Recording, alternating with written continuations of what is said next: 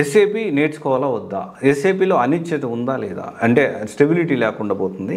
ఇది ఎందుకు మాట్లాడుతున్నా అంటే ఆల్రెడీ ఇలాంటి న్యూస్ చూసిన తర్వాత కొంతమంది స్టూడెంట్స్ అరే ఇంకా నేను నా వల్ల కాదు, ఇక నేను చేయలేను ఇప్పుడు, ఎందుకంటే ఆల్రెడీ జాబ్స్ పోతూ ఉన్నాయి, నేను కొత్తగా నేర్చుకొని నేనేం చేయాలా, ఆల్రెడీ జాబ్స్ పోతున్నాయి కదా, నేను నేర్చుకొని నేనేం చేయాలని చెప్పి చాలా డీమోటివేట్ అవుతూ ఉంటారు. సో ఈరోజు దాని గురించి ఒక డీటెయిల్డ్ ఇన్ఫర్మేషన్ మనం తెలుసుకుందాం. మీరు అర్థం చేసుకోవాల్సిన విషయం ఏంటి అంటే ఎస్ఏపి అనేది ఒక కంపెనీ. ఎస్ఏపి కంపెనీలో చాలా మల్టిపుల్ ప్రోడక్ట్స్ ఉన్నాయి. ఓకే, ఆ ప్రోడక్ట్స్ని వేరియస్ కంపెనీస్ యూస్ చేస్తున్నాయి.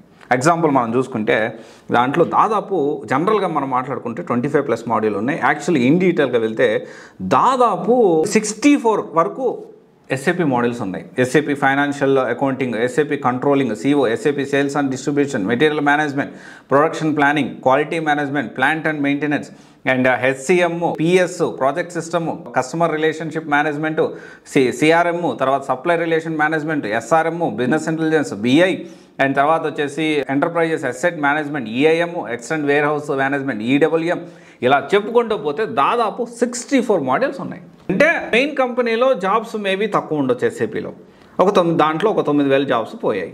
కానీ తర్వాత ఇంకోటి వచ్చేసి టాప్ కంపెనీస్ ఏమి చేస్తున్నాయి తెలుసా, TCS, IBM, Accenture, HCL tech, తర్వాత వచ్చి CGI, HP, ITC Infotech, Mindtree solutions, tech Mahindra, తర్వాత Wipro, CCS India, Capgemini and Deloitte, KPIT, ఇలా చెప్పుకుంటూ పోతే టాప్ కంపెనీస్, చిన్న సన్న కంపెనీస్ చాలా ఉన్నాయి. వాటిల్లో చాలామంది ఎస్ఏపి వాడుతున్నారు. ఎస్ఏపి చాలా మోడల్స్ ఉన్నాయి.